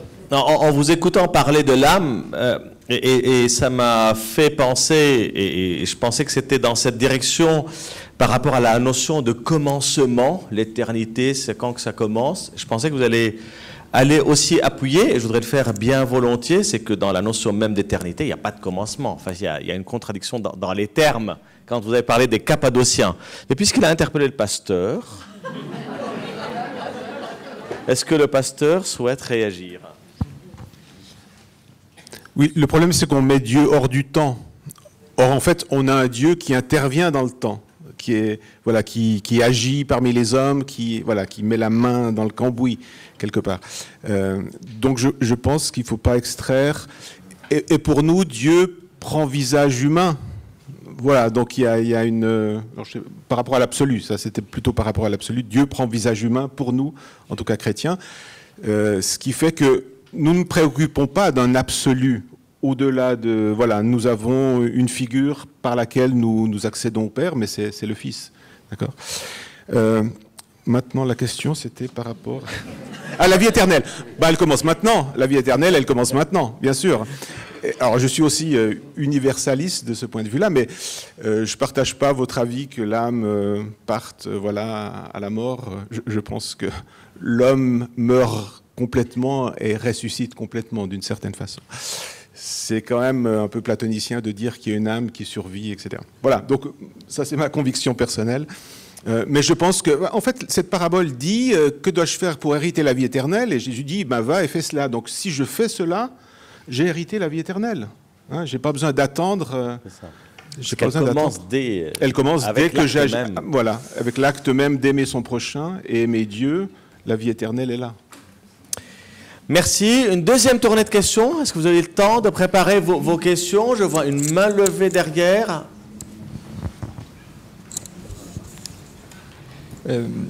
Monsieur le pasteur nous a dit que nous étions pauvres, nous n'avons rien, nous ne savons pas aimer, on n'a rien à donner. Et le Père Georges nous a dit qu'il fallait apprendre à aimer. En ce début de semaine de prière pour l'unité des chrétiens, qu'est-ce qu'on peut apprendre chacun dans notre tradition? Qu'est-ce qu'on peut apprendre des autres confessions et des autres traditions religieuses dans leur manière d'aimer? Est-ce que nos 4 intervenants de ce soir trouvent que leur voisin d'une autre tradition a quelque chose à leur apprendre dans leur manière d'aimer? Merci. Est-ce qu'il y a une deuxième question à prendre en même temps avant de retourner vers les intervenants? Une fois, 2 fois, devant s'il vous plaît. Par rapport à Monsieur le rabbin, il nous a dit que la relation à autrui était plus importante que la relation à Dieu. Et moi, je suis interrogée. Est-ce qu'il peut m'en dire plus? Très bien. Je voudrais commencer quand même par la première question qui vous est adressée à tous. Et je voudrais d'abord la spécifier. Donc, je vais la détourner pour la spécifier. Je voudrais la faire en 3 temps. D'abord, en m'adressant aux chrétiens. Qu'est-ce que vous apprenez les uns des autres? Et puis peut-être dans un deuxième temps m'adresser aux rabbins, mais aussi aux chrétiens, mais du coup, qu'est-ce qu'on apprend les uns des autres? Est-ce qu'il y a un élément que vous souhaitez retenir? Et puis, on élargira dans un 3e temps aux autres, puisque ça permet de faire un peu d'une forme de catégorie. C'est comme les tiroirs de Moïse. Enfin, voilà. Qu'est-ce qu'on peut apprendre aujourd'hui? On est dans l'ouverture de la semaine, la prière pour l'unité des chrétiens, ayant écouté les uns des autres. Est-ce qu'il y a un élément que vous souhaitez retenir? Tiens, j'ai dit, on apprend des autres au sein même d'une famille. 3 points. Méditation en vue. Donc du coup, en attendant, je me tourne vers mon voisin, le rabbin, et je reprends votre question. Est-ce que vous pouvez nous en dire un peu plus? C'est vrai que ça peut paraître perturbant, mais vous, les autres, réfléchissez à ma question. Ne la perdez pas de vue parce que je vais y revenir. La relation à autrui, par rapport à la relation à Dieu, qu'est-ce que vous avez envie de rajouter comme élément pour éclairer cette... Je sens comme une interpellation, interrogation derrière. Bien sûr. Le verset en hébreu, je le cite. Comme ça, vous aurez toute comment dirais-je, l'essence du verset. Lo tisna et achicha bilvavecha, ochiach tochiach et amitecha, velo tisa alav chet. Lo tikom velo titor et bene amecha, ve'ahavta lereacha kamocha, ani Hashem. Je traduis. Dans le Lévitique chapitre 19, il y a 3 concepts qui sont développés. Le concept de ne pas haïr autrui. Deuxième concept, de ne pas tenir rancune à l'égard de son prochain, mais au contraire, de l'aimer comme soi-même. Et le verset termine en disant « Je suis l'Éternel ton Dieu ». Et vous savez que l'exégèse biblique, elle s'est faite par étapes. Il y a le Talmud qui va commenter ce verset, mais ensuite vous avez ce que l'on appelle les... Monseigneur le rappelait à juste titre, l'herméneutique, c'est-à-dire l'interprétation et l'exégèse ensuite biblique.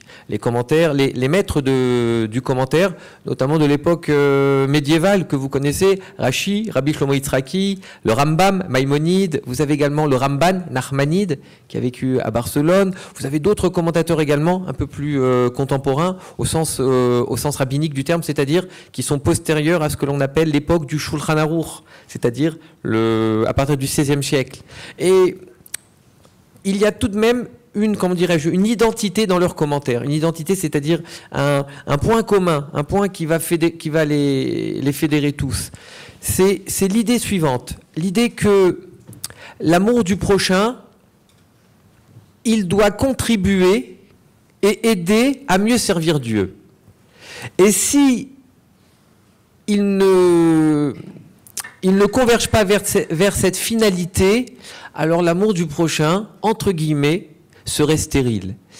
Et à tel point que si nous n'acceptons pas cette idée, alors d'une certaine manière, Dieu nous dit volontiers, à quoi bon me servir si vous n'avez pas cette capacité et cette authenticité de pouvoir vous entraider, et de pouvoir nous entraider. Parce que il est vrai que le verset, et ce serait vous mentir que de ne pas vous dire que le verset parle avant tout des coreligionnaires. Comme il est dit, tu aimeras ton prochain. Le Talmud dit ton prochain, c'est-à-dire quelqu'un qui est donc un membre de la communauté juive. Mais je vous rassure, et d'ailleurs je travaille je rédige une thèse et que je soutiendrai dans quelques mois. Lorsque nous étudions les autres versets bibliques, eh bien, il faut savoir qu'il y a tout un pan et toute une législation qui concerne tout simplement ceux qui ne sont pas juifs, mais pour lesquels la Bible et le Talmud légifèrent et enseignent les mêmes impératifs qu'à l'égard de son prochain. Et moi, je vous avoue que moi qui travaille cette question, j'étais rassuré parce que d'un point de vue humaniste, le contraire m'aurait peiné, je le dis sincèrement. Et bien plus que peiné. Parce que si ma religion professait que, entre guillemets, il y a les juifs et les autres ensuite, ça m'aurait fait très mal au cœur, je le dis sincèrement. Mais l'étude approfondie des textes nous démontre que l'amour du prochain, c'est un amour qui est, qui n'a aucune frontière. Et c'est important de le rappeler. C'est important de le rappeler. Et je rappellerai un enseignement du Talmud qui est particulier et même un peu terrible. Le Talmud nous dit, si on me menace de me tuer à charge de tuer une autre personne, le Talmud objecte dans le traité Sanhédrin, mon sang n'est pas plus rouge que celui d'autrui. Et je dois accepter de mourir plutôt que de tuer la personne qui est face à moi, quelles que soient ses origines, sa religion, sa croyance, etc. Donc, l'amour du prochain, c'est un amour dans le judaïsme qui est fondamental. Aimer son prochain, aimer autrui, D'ailleurs, c'est toute la philosophie, pour ceux qui connaissent Lévinas, de l'altérité. L'altérité, quand vous lisez Lévinas, vous verrez, Lévinas ne fait aucun distinguo entre le juif et le non-juif, entre le musulman et le juif, le chrétien et le, comment dirais-je, et le bouddhiste. Cette philosophie de l'altérité, dont il s'est inspiré du judaïsme, évidemment, eh bien, c'est une philosophie qui est une philosophie de vie pour le judaïsme et pour le juif, et dont je sais qu'également c'est une philosophie de vie pour nous tous ici présents. Merci. Alors, je vois que vous avez repris le micro. Allez-y. Oui, c'est pour répondre à la deuxième question concernant, enfin, il me semblait, comment on apprend à aimer. Exactement. Voilà. Alors là, je peux donner un témoignage personnel. Au fond, j'ai découvert... Moi, je pense qu'on peut aimer par la prière. Et on peut... Moi, j'ai appris la prière, alors je le dis pour le Père Georges, je l'ai appris par les orthodoxes. Et en fait, les orthodoxes m'ont transmis la richesse de leur prière, la prière du cœur. Et au fond, ça, c'est un dialogue amoureux avec Dieu. Et au fond, aimer Dieu, c'est aussi dialoguer avec lui, être silencieux devant lui. Voilà. Et ça, je l'ai appris de relations écuméniques, voilà, que j'ai eues il y a fort longtemps. D'où l'importance de partager les richesses de ces traditions et de pouvoir ainsi s'enrichir mutuellement. Je crois que la prière est un point d'entrée fantastique pour l'amour. Merci. On continue. Si quelqu'un souhaite donner un témoignage ou bien une réflexion. Oui. Monsieur le rabbin, vous me disiez tout à l'heure que quand on vous a proposé le thème, vous avez été surpris quand vous êtes allé lire, de découvrir que ce verset de l'évangile de Luc, en fait, vous le connaissez. Et c'est votre parole. C'est la parole de Dieu, de votre tradition.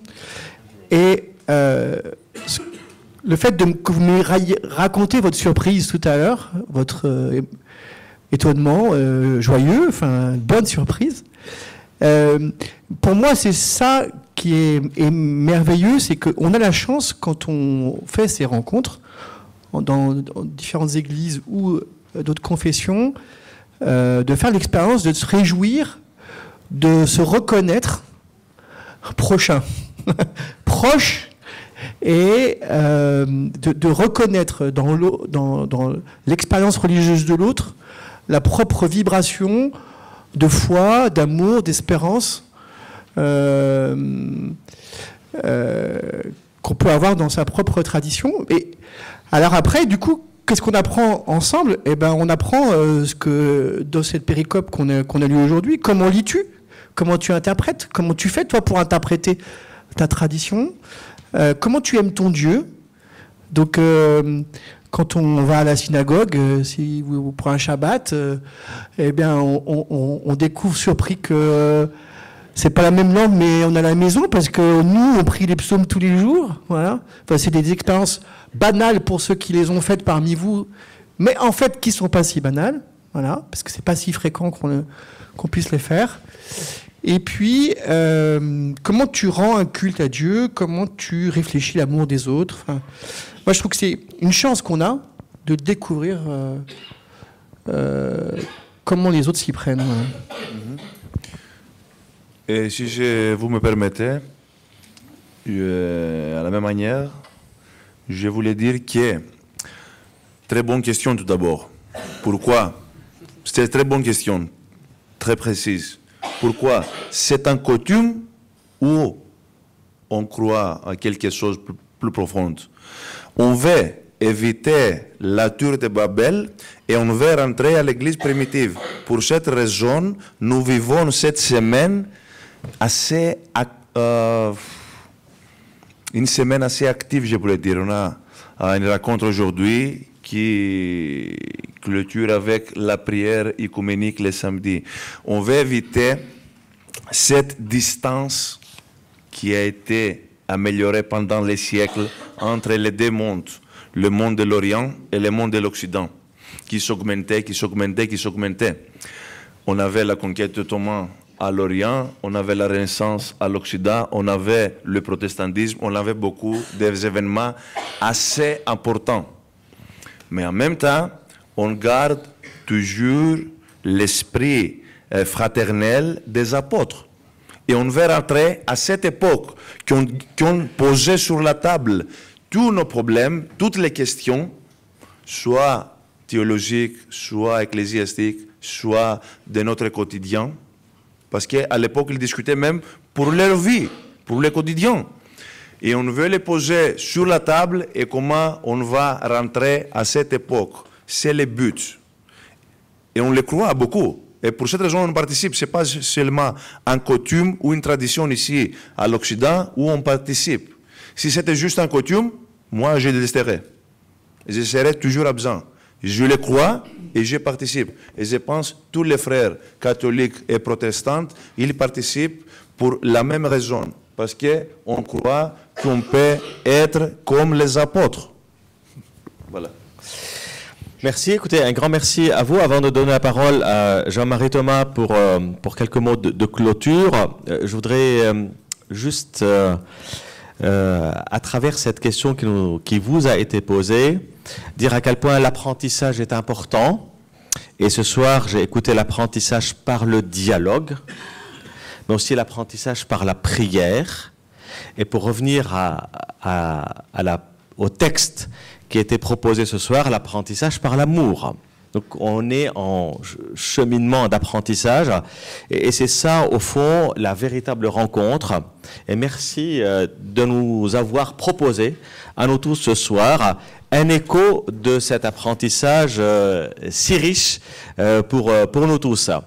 Donc du coup je voudrais laisser le mot de la fin à Jean-Marie Thomas, tout en vous indiquant que si vous avez aimé cette soirée, revenez le lundi 22 janvier, il y a une journée d'études sur Jules Isaac et la question des amitiés judéo-chrétiennes qui s'annonce passionnante également. Jean-Marie, à toi la parole. Merci d'abord à chacun des intervenants. Je crois que c'est un dialogue qui a été très riche et qui montre qu'un dialogue peut vraiment être fraternel entre nous. Merci, Monsieur le doyen, cher Michel, de la façon dont vous avez mené ces affaires.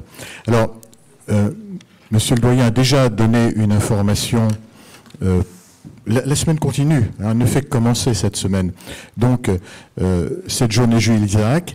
Il y a aussi, le Père Georges en a parlé, samedi 20 à 18h à l'église Saint-Julien de Cusset, une célébration œcuménique.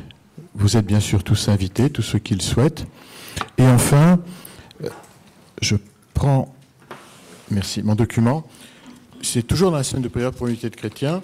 Le mercredi 24 à la basilique Saint-Bonaventure à 18h30, le groupe des Dombes, donc vous savez qu'ils travaillent sur la question œcuménique depuis des années déjà, nous invite à la présentation de son nouvel ouvrage. C'est toujours un événement. Le titre de cet ouvrage, de toutes les nations, point de suspension, pour la catholicité des églises. Voilà. Cet entretien a été filmé. Vous pourrez le retrouver dans quelques temps, dans quelques jours ou semaines, j'ose pas m'avancer davantage, sur le site du diocèse et sur le site de la faculté de théologie. Enfin, pour tous ceux qui le souhaitent, des corbeilles vous seront présentées à la fin, à votre bon cœur. Merci et bonne soirée.